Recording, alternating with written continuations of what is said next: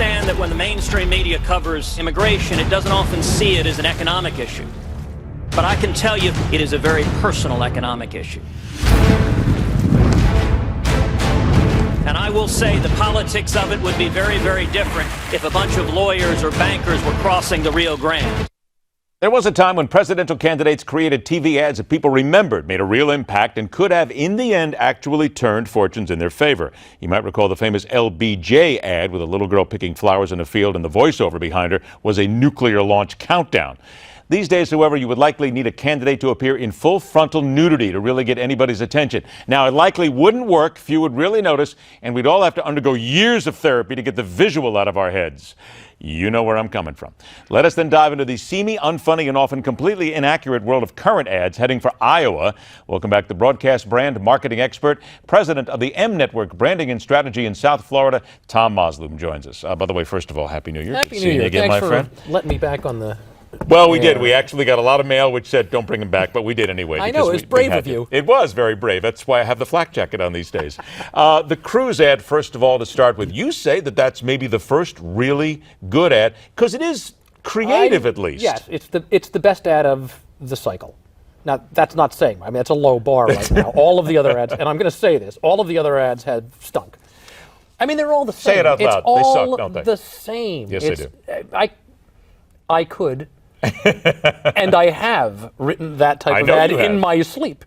You know, it's the same formula. Here's the problem in the world. Here's why my opponent stinks. But why and is here's that why one better? I'm different. Is it just better because it's different, because Yes. it takes a little humorous edge, maybe makes fun of bankers, whatever? Yes, because it takes a humorous edge. It looks at a serious subject a little bit differently. It's going to let people talk about something for a little while longer. This is not a Daisy Girl ad. This isn't Morning in America. This isn't even the Red Phone ad. But at least it's different than what we've seen. All right, now let's look at Donald Trump's ads, because he recently has decided he's going to spend some money. He came out with his one ad, and he was talking about how to make America great again. And unfortunately, he didn't quite get all the facts right. Here it is. The politicians can pretend it's something else, but Donald Trump calls it radical Islamic terrorism. That's why he's calling for a temporary shutdown of Muslims entering the United States until we can figure out what's going on. He'll quickly cut the head off ISIS and take their oil. And he'll stop illegal immigration by building a wall on our southern border that Mexico will pay for. There's the piece of video which actually came from Italian TV. It's Moroccan refugees. First, as people said, oh, no big deal, come on, we were just making a point. Moroccans. Then they backed up and said, well, maybe we shouldn't have used it. But is it fair to say that no matter what he says at this point, it's not going to make any difference? Trump fans will love Trump no matter what he puts out there. Yeah, this is fine. This ad is fine for Donald Trump. I mean, it is no less accurate than anything else he says, so why do we care? I mean, you've got the music in the minor chord. You've got the deep growly announcer saying things like, the Moroccans are coming. It's the formula. It's perfect. We do just want to warn everybody the Moroccans are not coming, just in case you're wondering, okay? But he said he was going to ban Moslooms. I got nervous. We only get so lucky. But it's fair to say it fits his persona.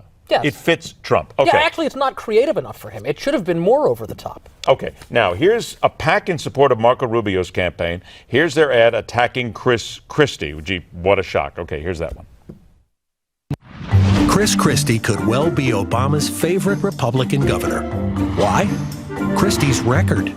He instituted an internet sales tax, supported Common Core, and liberal energy policies.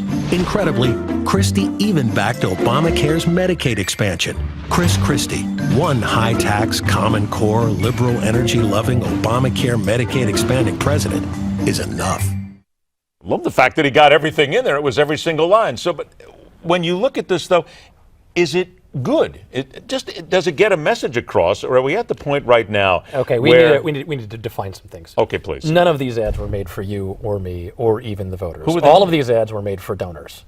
When you see an ad like that, you have the third place candidate attacking the sixth place candidate. Do the attack ads even work, though? I mean, with yeah. the internet, social media, Yes. the media, and the broadcast media giving all the candidates so much free airtime, do these ads really make a difference? Yes, they make a difference because they give donors and Kool-Aid drinkers ammunition to go talk to their friends about. This ad and ads like this come about because somebody sees a poll and wants to give you money and says, but you got to go after Christie, otherwise. And campaign managers go, well, let me see, it'll cost me $6,000 to make an ad, $100,000 to air it, and he'll give us $1 million. Well, the ROI is there. Take the money and go. The return on investment, exactly Yes. what they are looking for. All right, I got 60 seconds left. One last one. Jeb Bush needs a big ad, needs to get his message across. Here's his latest. Serious times require serious leadership. The last 7 years under President Obama have taught us that problems do not take care of themselves in the absence of American leadership. The United States should not delay in leading a global coalition to take out ISIS with overwhelming force. We are at war with radical Islamic terrorism. We have but one choice: to defeat it. Okay, listen. 30 seconds. For those of you at home, I double dog dare you. Take the Trump ad and the Jeb ad and switch audio and video. Put the audio for the Trump ad under the Jeb ad and put the audio under the Jeb ad under the Trump ad. See if you see a difference. Is there anything that Jeb Bush can do with any kind of an No. ad right now that will make any difference whatsoever? Full frontal nudity. No, don't do that. No, please, let's not go there. Please. What you have done already in a few seconds, you have once again done exactly what I said at the front. You have given everybody a visual that they never do coming not back. want to think about whether they like him or not. I'm never coming back, am I? Well, I'm going to have to occupy. I'm going to have to bring the guys from Oregon here. no, that's the last thing that you. I mean, the guys from Oregon, you're out, buddy. Public airwaves, man. But it's nice to It's see. public airwaves. By the way, Happy New Year. Happy New Year, man. Thanks so much for coming by and ruining the entire show, at least in the last 10 seconds. My It was really goal. good. But that's okay. We can't ruin the ads as bad as they are already. What do Johnny Manziel, Tom Brady, and the election have in common? That's next on The Hard Line.